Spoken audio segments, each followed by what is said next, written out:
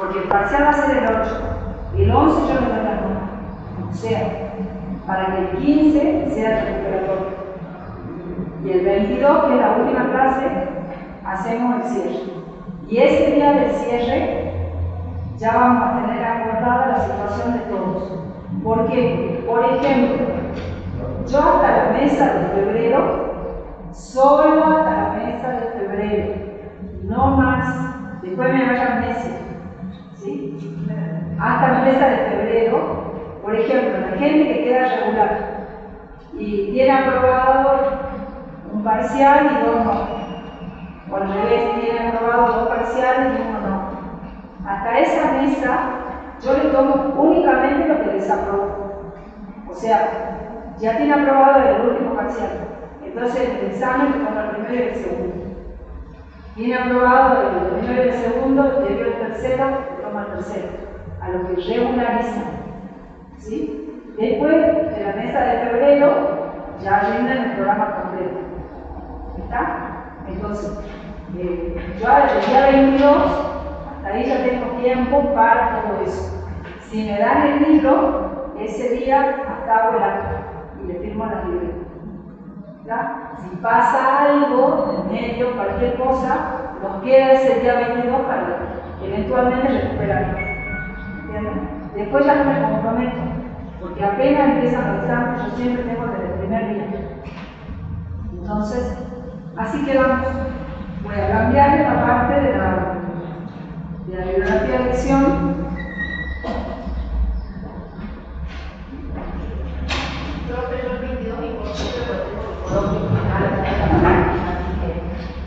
Bueno, pero si ya está todo aprobado, de última yo, porque comenzamos a las 3 de la tarde y como somos 6,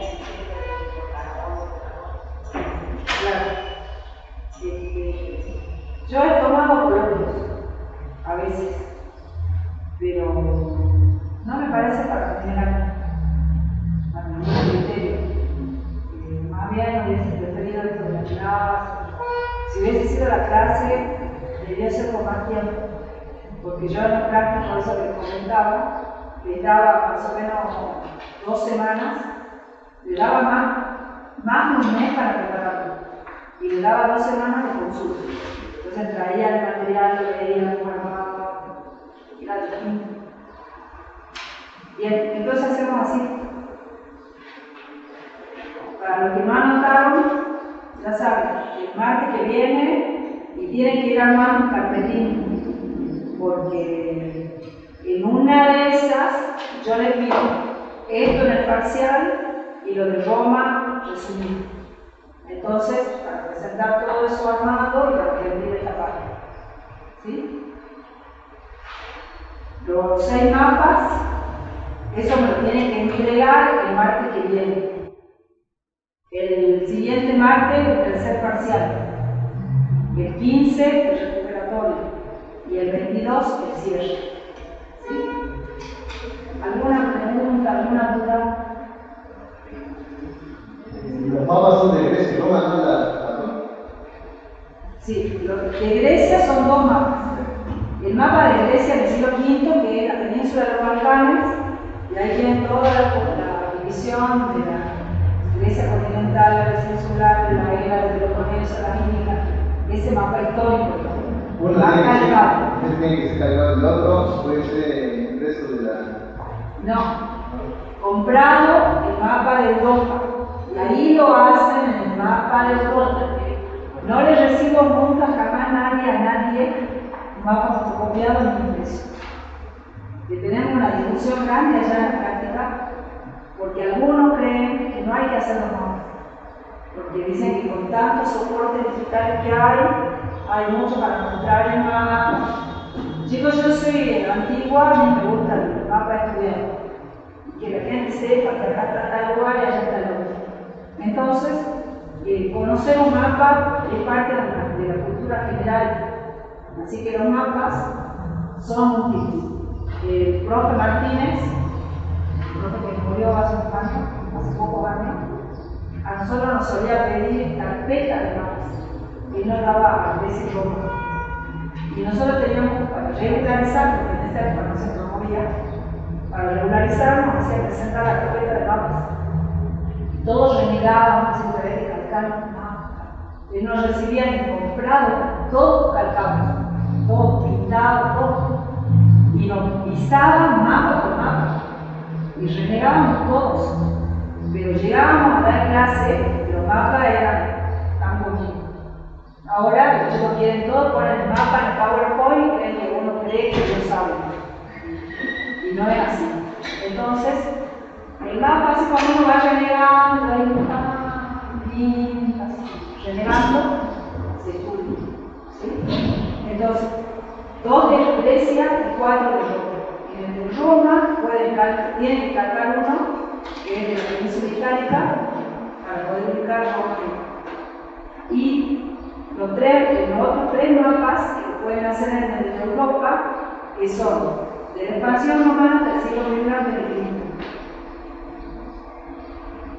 El mapa del Imperio Romano ya todo conformado, toda la extensión del Imperio, y el mapa de la división del Imperio.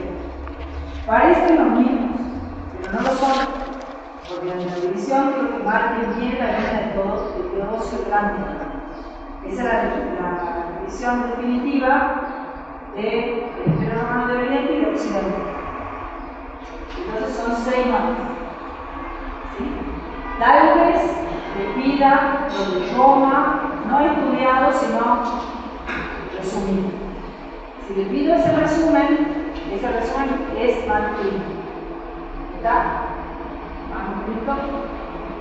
Manuscrito del propio autor. ¿Por qué? Porque el objetivo es que lo lean. Y si no, si le pido Perry Anderson, se van a amanecer a su leyendo hasta que entiendan ese autor. Yo quería que leyeran, porque es marxista y es otra forma de leer. Pero ustedes van a leer varios marxistas. Para la revolución industrial, para otra.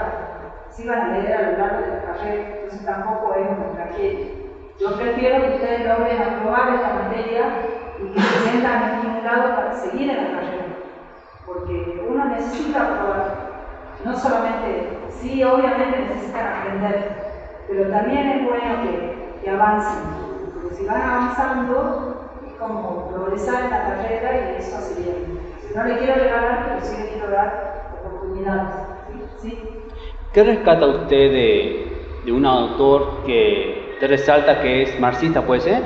Porque a mí me gusta que ustedes lean de todo un poco. O sea, que lean autores tradicionales, como los que ustedes buscaron, la mayoría para Oriente, ¿sí? Para Egipto y Oriente, la mayoría buscó enciclopedias, autores de la historia tradicional. La historia, historiográficamente, está dividida en muchas corrientes. Entonces, de todas esas corrientes, yo quería que ustedes tuvieran un panorama de diferentes autores. Los autores marxistas, por ahí están llenos de prejuicios. La gente cree que va a encontrar únicamente lucha de clases. Nada que ver, porque los autores marxistas tienen explicaciones bien factores económicos y sociales, explican muy bien la tenencia de la tierra, la distribución, actividades económicas desde el punto de vista social. Entonces es interesante.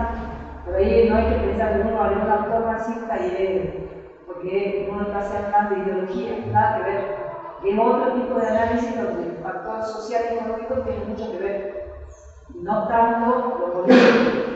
Ustedes lo que leyeron de Egipto y Oriente leyeron mucho de política, o sea, de la historia tradicional. De los autores que leyeron al principio de la historia, ahí tenían variado, tenían de todo un poco, tenían de antropología, tenían algo de sociología. Entonces, no me gusta que tengan un manual para mí, porque ustedes leyen un manual y como que piensan contar. O sea, cada profe es dueño de dar la bibliografía que quiera, pero si tomamos un manual, el manual nos tiene que orientar más. Después, cuando uno va a leer, es interesante leer de todo, para mí. En Roma, el principal conflicto social y económico que hubo fue fue la lucha de permiso y de derechos. Entonces, esa lucha no se agota únicamente en los privilegios que tiene una clase a nivel social. Que por ahí la gente cree que los privilegios de las cortes es que los cortesanos iban a la fiesta y tenían el vestido, y en realidad los privilegios van en no pagar impuestos, en ocupar cargos decisivos, en cobrar diezmos, recaudar, en ser dueños de la tierra, ¿entienden? Entonces, el análisis tiene que ser mucho más completo. Por eso a mí me gusta que lean un poco, que lean. Me faltó, capaz que en otro momento lo logre, para que lean algo de vida cotidiana, algo de la historia de las mujeres, que está avanzando tanto, y por ahí es más fácil la introducción a la historia porque uno puede llegar mucho más adelante. Pero acá estamos limitados por Roma. Entonces, tengo que apuntar a eso. Lo que tiene Berry Anderson es que es muy lindo, es muy interesante, pero es complicado así como lo contó Cohen. Visto que Cohen cuenta, no es un libro que sea muy fácil de aprender. Es interesante, pero es difícil. Berry Anderson sería lo mismo. Es interesante, pero lleva su tiempo. Y yo quiero tomarle dentro de 2 semanas. Sí. Lo que no me gusta a mí es censurar la bibliografía. Ahora, si ustedes se ven a rendir con Ibáñez, yo lo que saca corriendo porque no hay nada que ver, ¿entienden? O sea, dentro de lo que ustedes puedan consultar de autores de distintas ideologías, no hay problema. Lo que sí es que hay que tener cuidado. Por ejemplo, ya sé que no es una cosa que nos toque a nosotros, pero hay gente que viene a la Revolución Rusa. Y en la Revolución Rusa, mucha gente, como se basó en el marxismo, crea el concepto falso de que el proletariado existió en Rusia. Y nada que ver. Entonces, o empiezan a hablar de esclavos, y no estamos hablando de esclavos, estamos hablando de siervos. Entonces, ese tipo de vocablo, de cosas que son más técnicas, por ahí, uno no se tiene que confundir. Le doy un ejemplo. Una vez estaba dando un examen de historia y yo siempre les digo que elijan un tema para empezar a hablar. Entonces, un alumno elige evolución del hombre, el problema del origen del hombre, y quería hablar de la evolución. Entonces empieza a hablar y, como lo notaba así, no sabía si entendía de qué hablaba. Le digo, ¿qué es una mutación? Y se quedó mudo. No había forma, no hubo forma de que nos pueda definir qué era una mutación. Entonces lo aplazamos. ¿Por qué? Porque si quiere hablar de evolución, no puede ignorar la mutación es imprescindible. Ahora, si alguien quiere decir una mutación, según tal no hay problema. En eso, ustedes son libres. Es más, preferiría, a mí me gustaría que uno le dé una bibliografía básica y los demás lo es interesante. Lo que pasa es que están muy contaminados de Internet. Y en Internet hay de todo, pero hay que tener cuidado, porque hay algunas informaciones que no están bien, o que están demasiado simplificadas, o que están muy allá, entonces por cualquier lado. Si no, yo le diría busquen. ¿Y por qué no le permito imprimir? Porque la gente recorta y pega. En cambio, que se sienta a escribir. Y el otro día, con satisfacción, escuché que en algunos países, como en Francia, están volviendo a los dictados. ¿Se acuerdan los dictados de hace 200 años? Dictados con pronunciación, con tono y todo eso, porque el problema de la lectoescritura es mundial. O sea, la gente ya no se puede comunicar con la lectoescritura porque la gente escribe mal, lee mal, habla mal. Y ya se está convirtiendo en un problema grave. Entonces están volviendo en algunos casos a ese tipo de métodos. Por ahí, si yo comento o ustedes mismos dicen, me piden algo a mano para decir esta histórica, sí, no importa. Prefiero que estén ahí rellenando y después uno se de mí y escribiendo, copiando, de una quisiera que, no sé cómo hacer para lograr que los chicos entiendan, yo digo a los chicos que hablan de secundaria, pero la verdad a ustedes no están acostumbrados, que logren captar lo que el libro nos brinda. O sea, leer un libro es una de las cosas más ricas que hay cuando uno quiere aprender. No hay forma. O sea, está bueno aprovechar lo que nos brinda la tecnología, los medios de comunicación, PowerPoint bien hecho en bárbaro, una película bien utilizada, bien recortada. Hay mucho. Pero el conocimiento así que uno puede adquirir leyendo, procesando la información que hay, que es directa del fuente. Ustedes piensen, cuando van a leer un libro, el autor del libro lo investigó, el autor es que llegó a, no sé, llegó al petroglifo y le sacó fotos, lo tocó, lo miró, después lo escribió, lo mejor que pudo. Entonces, el libro es como irreemplazable.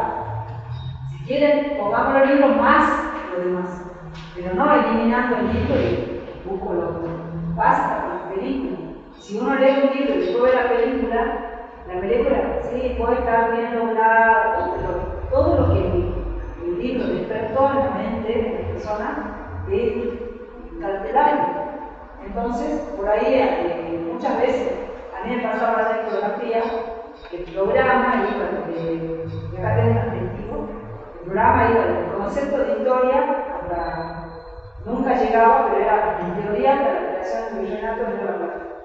O sea, tenía que llegar hasta la revolución industrial y la revolución francesa. Obviamente, era un programa gigante que yo siempre traté de terminarlo, pero ¿cómo terminarlo? La última parte de las revoluciones generalmente la pasaba coloquio, pero el coloquio era sencillo porque era intercambiar algunos detalles de las revoluciones, tratar de comprender la importancia de las revoluciones, pero era contra la presentación del resumen de los dos libros. Me aparecía por el resumen, yo le pongo. ¿Por qué? Porque sé que se tuvo que sentar para copiar. ¿Está? Entonces, para mí eso de leer y escribir todavía funciona. Y por eso lo digo. Si no, ni siquiera hacen eso. Simplemente recortan y pegan. Y ahí nos quedamos en veremos. Con el resumen también es poco, pero es algo. Contra la posibilidad de que desaprueben, prefiero que hagan, se pongan el trabajo y el parcial sea más accesible. ¿Sí? Bien, les quiero explicar lo de iglesia. Lo que les quiero explicar bien clarito es el esquema de cómo se tienen que organizar para leer y para entender. ¿Sí? Porque si no, después cuando vayan a leer, a pesar de que está claro, prefiero que lo entiendan y bueno, no haya problemas. En el caso de iglesia, yo voy a empezar con la evolución histórica porque la geografía la vamos a completar el martes que viene.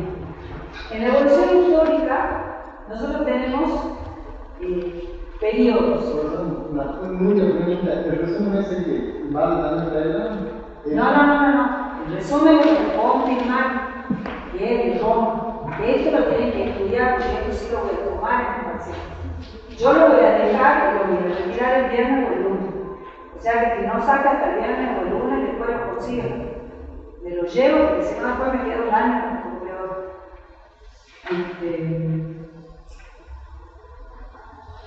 Los periodos de evolución histórica de Grecia, ustedes tienen que recordar, primero que Grecia nunca llegó a conformar un imperio. Nunca. El imperio de Alejandro no era un imperio griego, ¿sí? Sino que tiene cierto elemento griego por ese parentesco que hay entre Macedonia y Grecia, y tiene mucho de oriental por la fusión cultural que va a ser Alejandro. No podemos hablar de imperio griego, nunca. ¿Está? Lo máximo que hace Grecia es cierta expansión colonial, porque algunas ciudades-estado se van expandiendo hacia el Asia Menor, hacia el Mediterráneo, y van formando colonias. Pero esas colonias no eran colonias del imperio griego, sino que eran colonias de una ciudad griega o dependiente de alguna ciudad griega. Normalmente para la evolución histórica hablamos de periodos. En el caso de Grecia, esos periodos tienen mucho que ver con la cultura. O sea, con culturas que rigen en esa región y que van siendo reemplazadas. Sin llegar al imperio, esas culturas parten de dos momentos que son no helénicos, digamos, no son la Grecia clásica que nosotros estamos acostumbrados a escuchar. Sin embargo, son ciudades griegas, son parte de esa cultura porque ambas van a ser rescatadas a la hora de que nosotros hablemos. A ver, ¿qué nos dejó Grecia? Nadie que sepa Grecia ignora que el Minotauro pertenece a Grecia, que la Ilíada de la Odisea pertenece a Grecia. Entonces esos periodos todos conforman la historia de Grecia. El primero de los periodos se llama sería la cultura egea, pero que también le podemos agregar como dato cretense o minoica, como una especie de trampita. Egea porque el punto de influencia, el mar que van a dominar, es el mar Egeo.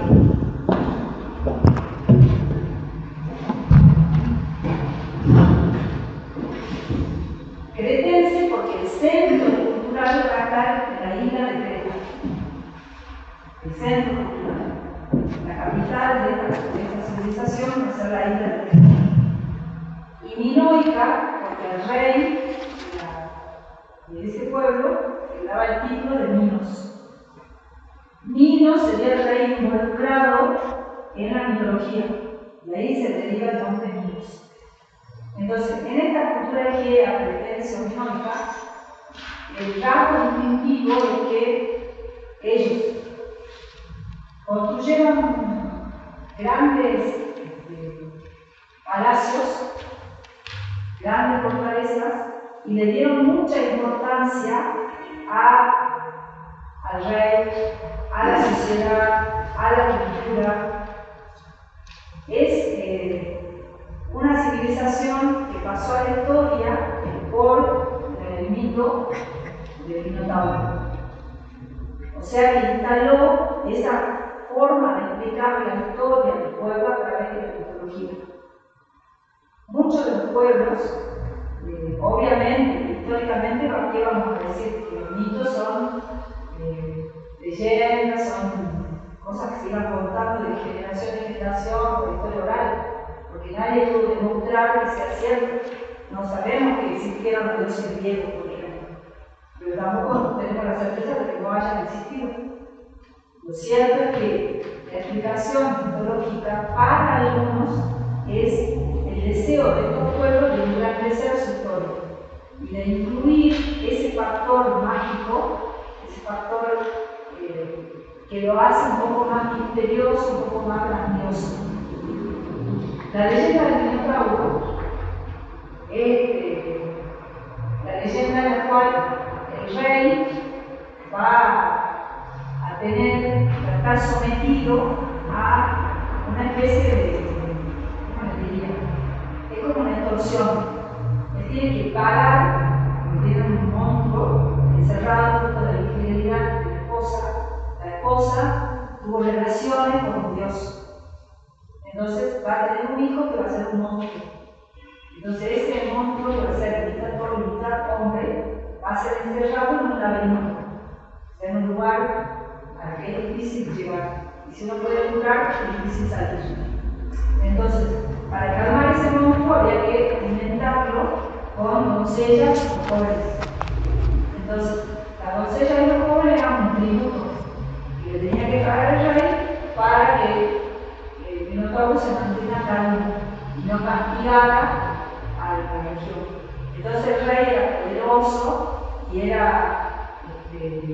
digamos, jefe del culto en el sentido de que disponía año a año de esos jóvenes para poder ofrendar al Minotauro. ¿Hasta cuándo? Hasta que aparece, comillas, Teseo, que era el hijo del rey, que dice que él va a entrar y va a matar al Minotauro. Y cuando mata al Minotauro van a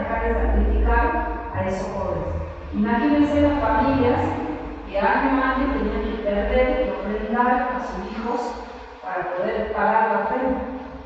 Entonces, cuando Teseo se ofrece para él ser parte de ese contingente de sacrificio, el padre se quiere morir. El padre se llama Egeo. Entonces el padre no quiere saber nada que Teseo vaya.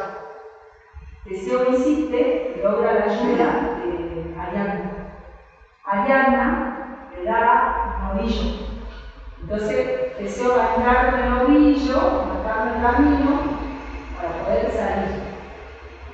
Egeo le había pedido al hijo que cuando se vaya, normalmente cuando saltaba el barco que llevaba la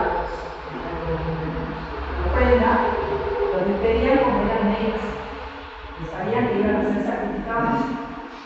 Entonces, cuando se va Teseo, el padre le dice que si él logra salir con éxito y logra sobrevivir, cuando vuelva, viste velas blancas.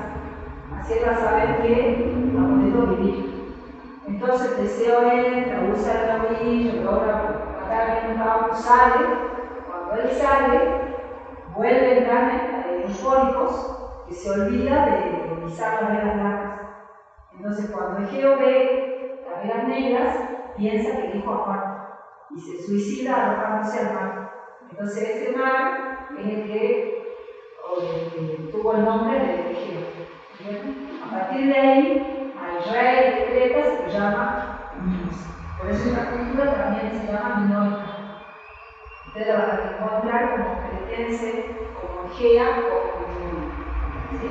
Como era una cultura reconocida, una cultura que no se dedicaba a la guerra, sino en la época en la que ya está empezando a interesarse el pueblo griego por aprender, por leer, por filosofar, son los primeros antecedentes. La cultura cretense es admirada. Esta cultura cretense es admirada por un pueblo que está prácticamente al frente, que es Micenas. La ciudad de Micenas va a tener la característica de que es militarizada, y a ellos sí les interesa la guerra. Entonces, ellos admiraban la cultura cretense, pero querían imponer su poderío político y militar. Entonces los micénicos van a invadir Creta y la van a someter, pero van a conservar la cultura cretense, no la van a destruir. Inclusive van a adoptar los dioses de Creta. Y va a surgir el segundo periodo que se llama cultura creto-micénica, que va a tener como capital cultural a Creta y como capital militar, como centro militar y político poderoso a Micenas.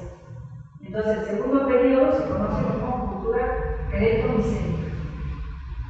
En el libro ustedes van a decir, lo van a encontrar como Micenas, pero ahí cuando lo explique van a ver que Micenas surge gracias también al predominio cultural de Creta. Paralelamente a esto, ¿qué es lo que va a pasar? Hacia el norte hay una ciudad poderosa que es la ciudad de Troya. Los troyanos era el pueblo que dominaba el mar Egeo. Entonces, como a Micenas le interesaba el poderío marítimo, poderío militar, van a tener la influencia de las ciudades-estado que han empezado a surgir. Mientras pasa todo esto en esta región, ya se empezaron a trasladar pueblos helénicos y a fundar ciudades como Atenas, como Esparta. Van empezando a crecer esas ciudades. Cuando entra en expansión, Troya dominaba el mar Egeo. La cultura creto-micénica, incluida por Esparta, va a querer dominar el mar Egeo, porque el mar Egeo era la llave para el Asia Menor. Entonces, hay dos causas que son probables, digamos, cuando uno estudia este hecho. Si uno se va a la parte mitológica, la guerra de Troya va a estar contada en la Ilíada y Odisea. Entonces ahí ustedes van a ver lo que han visto en la película. Que el rapto de Helena, que el hijo del rey de Esparta se llevó a la esposa del Troya, se fue. Esa parte mitológica va a estar contada en los cuerpos médicos, ¿sí? Que son formas médicos que hicieron famosa en Grecia y son la Ilíada y Odisea. En la Ilíada se cuenta la guerra de Troya en sí, todo esto que dijimos. Esta guerra duró 10 años, porque las guerras en la antigüedad son extensísimas. No son guerras así como hoy que aprietan el botón y destruyen una ciudad con un misil, sino que son guerras donde las batallas muchas veces se planifican y se acuerdan. Entonces, en tal campo se va a liderar la batalla entre este ejército y el otro, ¿sí?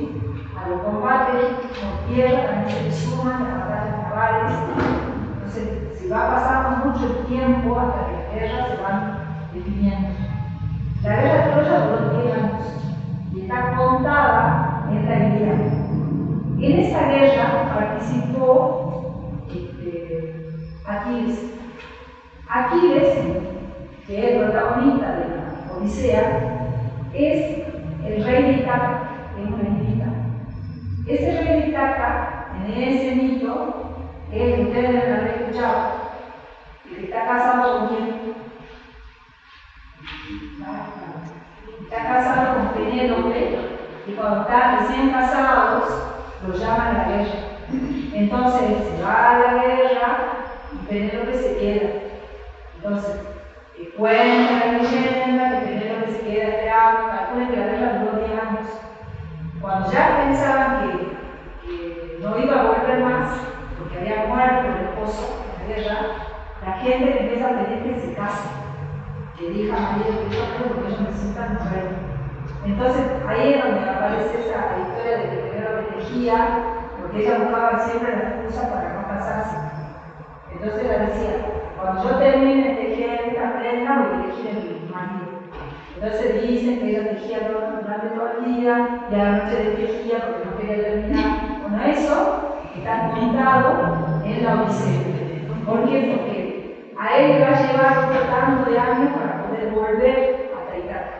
Porque en la vuelta se presentan cantidades de problemas y no logra llegar. Finalmente, como tiene final feliz, la historia, cuando vuelve a Ítaca, ¿qué pasa? Ella ya no le quedó más alternativa que establecer un torneo para que el que ganara el torneo sea el esposo. Pero en ese torneo ella va a poner una serie de pruebas que únicamente podía pasar el esposo. En secreto ella vuelto y participa del torneo y gana. Entonces se reencuentra con el esposo. Todo eso está, si usted lo quiere leer, en la Odisea. Ahora, la explicación histórica de la guerra real entre comillas, ¿cuál sería? Que en realidad Grecia estaba intentando expandirse por dominar el mar Egeo para tener la llave del mar Mediterráneo y sobre todo al Asia Menor. Obtener el Asia Menor implicaba tener contacto con los pueblos que ustedes querían, con Fenicia, con Mesopotamia, con Persia, eventualmente irse al lejano Oriente. Entonces, dominar las costas del Asia Menor era muy importante para cualquier pueblo que quisiera dominar los mares. Entonces, la causa real de la guerra fue obtener el dominio del mar Egeo. En ese obtener el dominio del mar Egeo se desata la guerra de Troya. Esa guerra de Troya va a ser ganada por los griegos. Ahora, ¿qué detalles hay que salvar en esa guerra? Primero, que el caballo de Troya ha tenido tanta presión que la gente alguna vez se quedó pensando que era un caballo gigantesco y que adentro del caballo era un ejército. Entonces, cuando empujaron el caballo, no sé quién, el ejército pudo salir. En realidad, se cree que el caballo fue solamente un martillo, que entró el caballo, un caballo de gran tamaño, que en realidad lo que tenía era una cantidad impresionante de vino. Entonces tenía vino y algunos llegaron a decir que tenía algunas hierbas, sustancias para provocar sueño. Entonces, en el caballo estaban escondidos dos hombres que lo que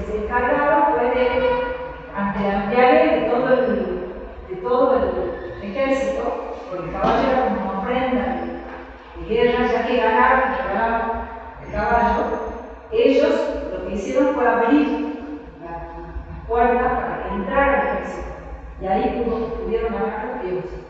Se me ocurre que es la explicación más probable, ¿sí? Si es que realmente existió el caballo de Troya, fue usado como un ardid para poder introducir a alguien que pueda abrir la puerta de Troya para que pase el ejército y lo derrote. Lo cierto es que los griegos, después de la guerra de Troya, van a obtener el dominio del mar Egeo y se va a producir la colonización griega hacia el Asia Menor. O sea, obtenido ya el dominio del mar Egeo, el paso siguiente va a ser la obtención del dominio del mar Mediterráneo. Entonces, cuando los griegos quieren dominar el mar Mediterráneo, el mismo objetivo se ha propuesto Persia. ¿Se acuerdan cuando vimos la meseta de Irán y dijimos que los persas, en la época de Darío, van a querer ingresar a Europa?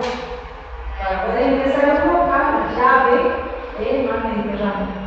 Entonces, inevitablemente, tenemos dos pueblos que pugnan por ese mar Mediterráneo. ¿Qué va a pasar? Las guerras médicas. En esas guerras médicas se van a enfrentar los griegos con los persas. Acuérdense que la guerra está mal relatada, eso se lo han visto en historia, y en introducción al historia lo que he visto, y en realidad no es una guerra médica, sino que son guerras persas. No, los griegos pensaban que era miedo. Claro, cuando ellos escribieron la historia de la guerra, como ellos tenían noticias de que la región de la meseta de Irán había sido ocupada por los medos, ellos pusieron guerras médicas. Pero en realidad, los medos habían sido sofocados por los persas. Entonces, eso se va a saber tiempo después. O sea, que no es correcto que la guerra debiera ser guerra greco-persa, por ejemplo. O si lo queremos hacer como Matilda y médica, sería guerra persa. Porque no lucharon contra los medos, sino que lucharon contra los persas. En esa guerra, las guerras médicas, ganaron los griegos. En las dos guerras, ¿qué es lo que se va a decir? Que en realidad lo que tenían muy fuerte los griegos era un espíritu de patriotismo. En cambio, el ejército persa estaba en manos de mercenarios. Y los mercenarios luchan por plata. En cambio, el que lucha por patriotismo, lucha con otro vigor. Entonces, los griegos, cuando ellos relataron las guerras, lo único que hicieron fue resaltar que los griegos luchaban por la patria, que los griegos luchaban por todo. Y en cambio los persas, para los persas era un negocio, entonces el soldado, el negocio, para luchar a cierto punto, no tal vez hasta dar la vida. Lo real es que los griegos ganaron la guerra. ¿Qué problema va a significar ganar la guerra para los griegos? Que en ese interín, después de la guerra de Troya, después de todo este periodo, en Grecia surgieron dos ciudades líderes, que son Esparta y Atenas, pero no son las únicas. Y también a veces la gente cree que las únicas ciudades importantes de Grecia fueron Esparta y Atenas, y en realidad Grecia es un conglomerado de ciudades. Hay ciudades desde las más pequeñas hasta las más grandes. Hay islitas que son ciudades y estados que tienen su propio gobierno. Entonces, en realidad los griegos nunca conformaron un gran estado, pero sí formaron alianzas. Entonces, esas alianzas, las más famosas, fueron lideradas por Esparta y lideradas por Atenas. La guerra va a comenzar por una provocación griega, por una provocación persa. Porque los persas van a someter a Corcira, que era una ciudad pequeñita que dependía de Corinto. Corinto era aliada de Esparta. ¿Sí? ¿Qué es lo que va a pasar? Cuando Corcira pida ayuda a Corinto, porque ha sido sometida por los persas, Corinto va a pedir ayuda a Esparta y a Atenas. O sea, pide ayuda a los griegos, a todos los pueblos griegos. Atenas, raudamente, así en el primer impulso, acude a ayudar a Corinto. Cuando acude a ayudar a Corinto a liberar a Corcira, se va a declarar la guerra. Y los persas van a entrar en guerra con los griegos. Pero los mejor preparados militarmente de Grecia eran los espartanos. Entonces, la guerra se logra ganar gracias a Esparta, porque Esparta era el que puso la estrategia, la fuerza, el apoyo de todos los hombres. Era como la guerra artesiana. Exactamente. Ellos eran netamente soldados, eran pueblo militar. Chicos, la mujer espartana, la madre espartana, si perdía el marido o el hijo muerto en la guerra, lo consideraba un honor y pensaba que Dios la había bendecido. Esa era la mentalidad espartana, sí. Esparta prácticamente lideró a los griegos para ganar la guerra. ¿Qué es lo que pasó? Cuando termina la guerra, los griegos ganan, el mérito se lo llevó a Atenas, porque Atenas fue la primera en acudir y declarar la guerra. Entonces, Atenas tuvo la pretensión de imponerse en el mundo griego, pero los espartanos no aceptaron, quedaron con cierto resentimiento. Entonces, ese resentimiento, ese celo, esa ingratitud que sintieron los espartanos después de las guerras médicas va a provocar un conflicto interno entre la Liga de Peloponeso y la Confederación de Delos. Entonces, cuando se produce esa tensión entre los dos grandes bloques de ciudades griegas, se va a desatar una guerra civil. Y esa guerra civil es la guerra de Peloponeso. Entonces, la guerra internacional sería la guerra médica. La guerra civil, la guerra de Peloponeso. ¿Cuál va a ser el problema de esta guerra? Que en las guerras médicas los griegos tuvieron prácticamente 50 años en esa guerra, con intervalos 50 años. Después van a tener pocos años de relativa paz porque se venía armando la siguiente guerra, y después van a tener la guerra de Peloponeso que duraron aproximadamente 30 años más. O sea que al final todo el beneficio que obtuvieron gracias a las guerras médicas se va a perder. ¿Por qué? Porque la guerra de Peloponeso lo único que va a significar es un desgranamiento de todo el mundo griego. O sea, como es una guerra civil, los griegos se van a desgastar en esa guerra y se van a debilitar. Esa debilidad que van a tener internos los griegos va a ser aprovechada por Filipo II. Filipo II es rey de Macedonia, que, como les dije, tenían cierto parentesco con los griegos, pero tenían otra visión. Filipo II tenía el anhelo de formar algún día un imperio. Entonces, él estaba a la expectativa de los problemas que había en Grecia para poder ocupar el gobierno griego. Esta ideología de Filipo II va a ser heredada por su hijo Alejandro. Entonces, que nosotros conocemos como Alejandro Magno. Alejandro, aprovechando el déficit que hay interno en Grecia, va a ocupar, va a someter las ciudades griegas y va a seguir ocupando el resto de lo que pasó mismo con los persas. Los persas, acuérdense que su imperio estaba formado en base a fuerza. Ellos tenían mucho territorio a lo que tenían socupados, y a lo que cobraban tributo y que esclavizaban gente. Entonces, cuando los persas perdieron las guerras médicas, esos pueblos empezaron a independizarse. Pero apenas empezaron a surgir el pueblo, van a ser sometidos y algunos casos se van a aliar con Alejandro. Y Alejandro va a conformar un gran imperio que va a tocar no solamente Europa, sino el norte de África y el cercano Oriente. Incluso va a tener la idea de querer atravesar el mundo para irse a tierras más lejanas. Ese imperio de Alejandro Magno sería la máxima expresión de extensión de lo que fue el mundo griego, pero no griego propiamente dicho, sino la cultura griega. O sea, la cultura que va a tener la cultura griega como base y va a fusionar el resto de la cultura del pueblo sometido. Porque Alejandro era no solamente un estratega militar impresionante, sino que era un diplomático de primera clase. Alejandro lo que va a hacer es negociar con todos los pueblos a los que él va, siempre va a tratar de evitar la guerra. Él va a negociar, respeta la captura, no destruye ciudades, entonces consiguen en muchos casos aliados. Obviamente, porque no podía entrar a la guerra, y generalmente la ganaba porque él introdujo una estrategia militar novedosa que es la guerra de falanges con Romana. O sea, hasta Alejandro, los ejércitos se enfrentaban en bloques. Lo que hace él es dividir el ejército en grupos, en columnas, que asemejan dedos. Entonces, lo que hacen esas columnas es penetrar los frentes de los otros ejércitos y les ganan. Entonces, se hace muy famoso y muy poderoso.